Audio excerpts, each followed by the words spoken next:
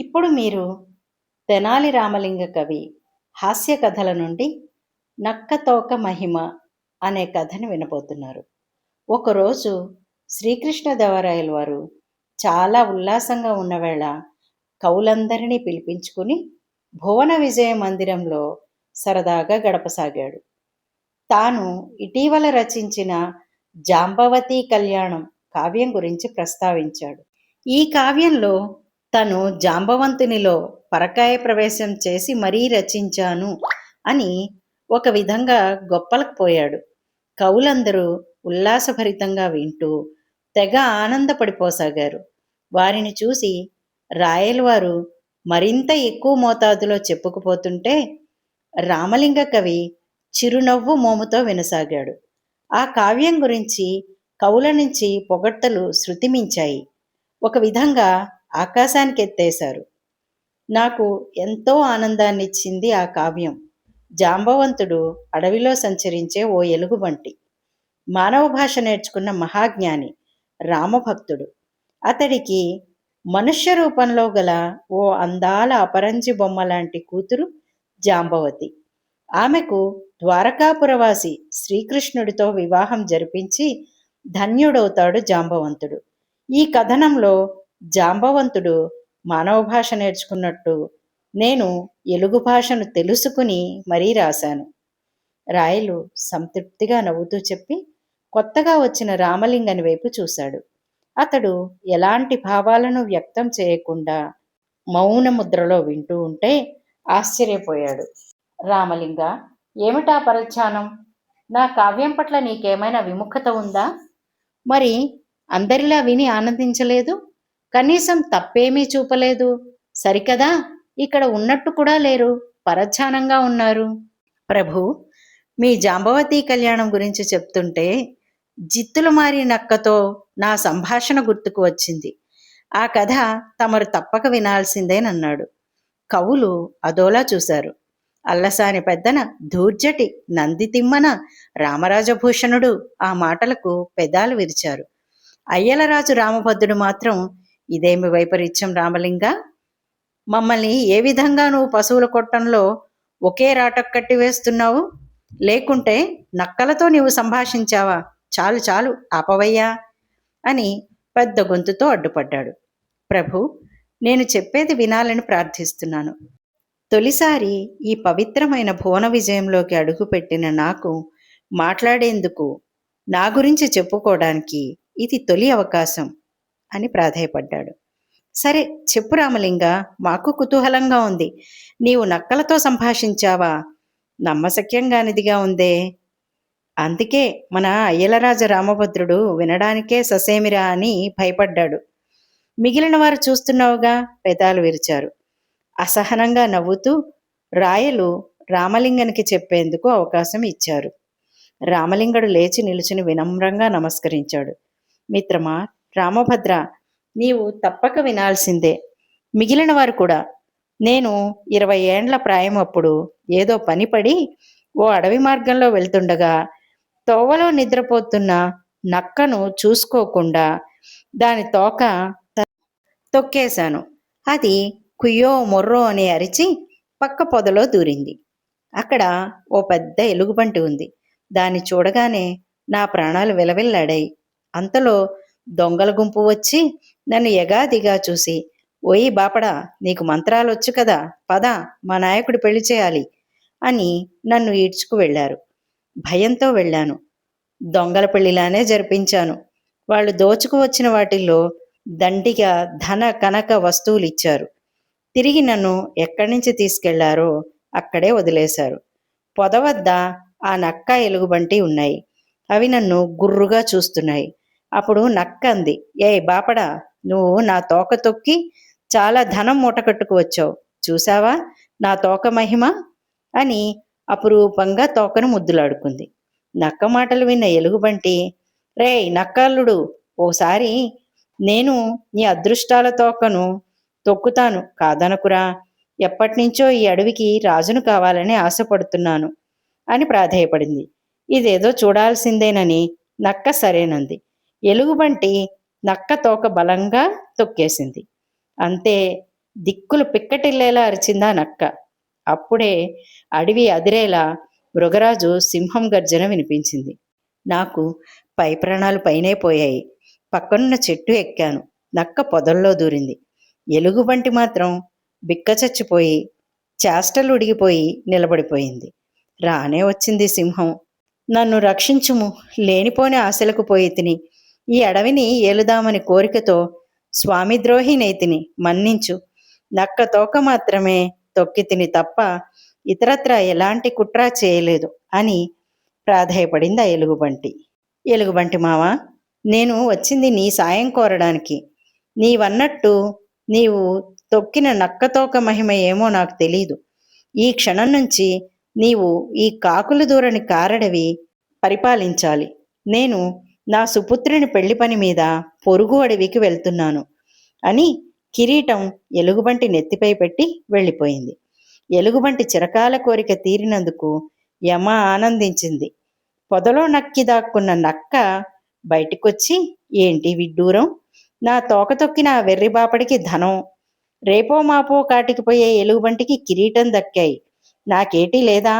నా తోక పచ్చి పుండు కావటమేనా? ఇంకా ఎవరికి నా తోక దొరకనీయను అని ఓ పెద్ద ఎలుకల బొరియలో తోక పెట్టుకుని శోకాలు తీయసాగింది. పాపం నక్క దురదృష్టం. ఆ బొరియలో ఆకలిగొన్న పందికొక్కు అందమైన నక్క తోకను మొదట్లో పుటుక్కున కొరికేసి అరగించేసింది. చచ్చాను దేవుడోయ్, పాడు పందికొక్కు నా తోకను తినేసింది అంటూ నేలపై గింగిరాలు కొట్టి ఏడ్చింది.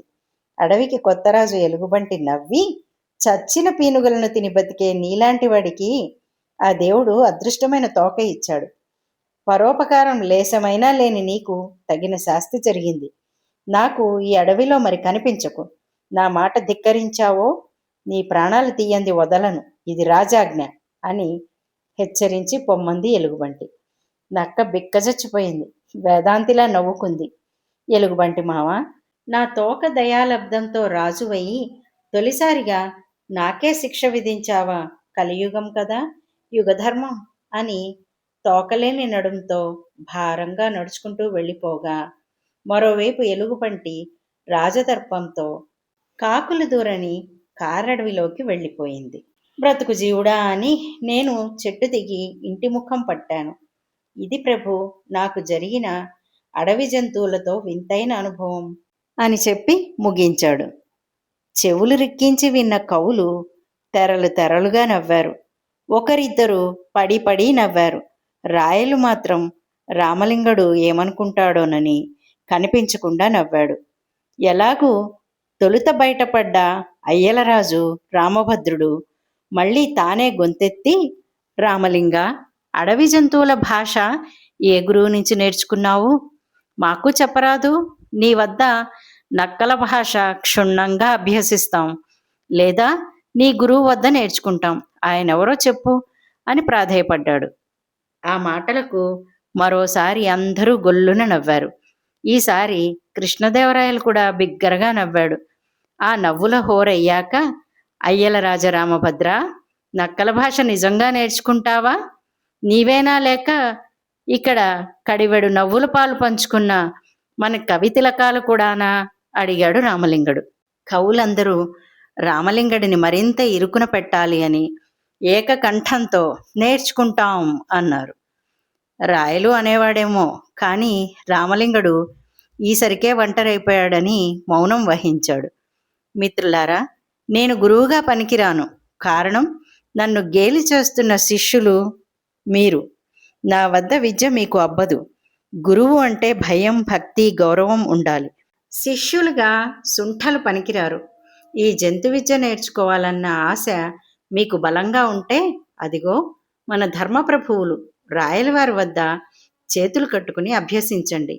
ఆయనకు ఎలుగుబంటి భాష వచ్చు కనుకనే జాంబవంతునిలో పరకాయ ప్రవేశం చేసి మరోవైపు ఎలుగు భాషను తెలుసుకున్నందున రచించారు జాంబవతి కళ్యాణం. కనుక ఆయన వద్ద నేర్చుకున్నాక అప్పటికి ఓపిక, మరిన్ని జంతు భాషలు నేర్చుకునే కోరిక బలీయంగా ఉంటే, మీలో ఇప్పుడున్న సుంఠతనం పోతే, నేను నక్కా సింహం భాషలు తప్పక నేర్పగలను అని నిశ్శబ్దంగా మారిపోయిన ఆ మందిరంలో కంచు గంటలాంటి గొంతుతో వ్యంగ్యంగా ఏమాత్రం సంకోచించకుండా కుండ బద్దలు కొట్టినట్టు చెప్పాడు రామలింగ కవి. ఒక్కసారి అందరి ముఖాలు వివర్ణమయ్యాయి. ఎవరికి వారే ఏమిటింత సాహసం? రాయలవారినే తప్పుపట్టే ప్రయత్నమా చేసేది? ఈ వెర్రిముర్రి బాపడా! కొంపతీసి ఇతడు అమావాస్యకు పిచ్చిపట్టే రకం కాదు కదా అని పరిపరి విధాలుగా ఆలోచించారు. భయంతో చూశారంతా. అప్పటికే అక్కడికి విచ్చేసిన తాతాచార్యులు వారు నొచ్చుకుని, ఏయ్ రామలింగ, నీకేమైనా మతి ఛాందసం ఉందా? రాయలవారిని చిన్నబుచ్చుతావా? ఇక్కడ కొలువుదీరిన ప్రభువుకి మిగిలిన కవులందరికీ క్షమాపణలు కోరుకుని తక్షణం ఈ నగరం విడిచిపో అని ఉగ్రుడైపోయాడు. మన్నించండి తాతాచార్యులు గారు, నేనే అపరాధం చేయలేదే. ఎలుగు భాష తనకు వచ్చని మన ప్రభువుల వారే సెలవిచ్చారు. అందుకు ఇక్కడ కవులందరూ చెక్క భజన చేసి మరీ ప్రోత్సహిస్తున్నారు. ఎంతటి వారికైనా పొగట్ట ఎనలేని సంతోషాన్నిస్తుంది. మన ఏలిక ఆ దిశలో ఆనందపడుతున్నారు. నేను రాయలవారి శ్రేయస్సు కోరేవాడిని తప్ప ఇచ్చకాల వాడిని కాదు. కనుకనే యథార్థవాదాన్ని వినిపించాను. యథారాజా తథా ప్రజ కాకూడదు అని కోరుకునేవాడిని అని తను చెప్పాల్సింది చెప్పి లేచి నిలబడి, ప్రభు, నా మాటలు బాధించినట్లయితే నన్ను మన్నించండి అని చేతులు జోడించాడు. రాయలు తీక్షణంగా రామలింగని వైపు చూశాడు. అంతా ఇక రామలింగడి పని అయిపోయినట్లే. పులి బక్కరడం, ఈ పిల్లకవి బతకడం అని ఎవరికి వారే అనుకున్నారు.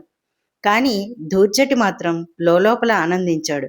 భలేగా రాయలకు గడ్డి పెట్టాడు.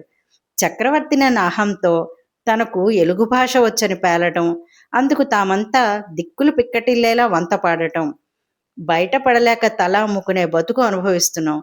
ధైర్యం అంటే రామలింగడిదే. కవులందరూ రాయల వైపు చూశారు. ఎలాంటి శిక్ష వేస్తాడో అని ఊపిరి బిగబట్టారు. బహుశా మరణదండన అని అనుకున్నారు. రాయలు లేచి రామలింగ కవి వద్దకు వెళ్ళి, నీవు ధైర్యంగా నన్ను వేలెత్తి చూపావు. నిజమే, ఈరోజు నేను శృతి మించాను. ఆ కావ్యం రాశానన్న ఆనందంలో ఏమేమో అనేస్తూ నోరు జారాను. చక్రవర్తి తప్పును సరిదిద్దే సాహసం ఎవ్వరూ సాహసించలేరు.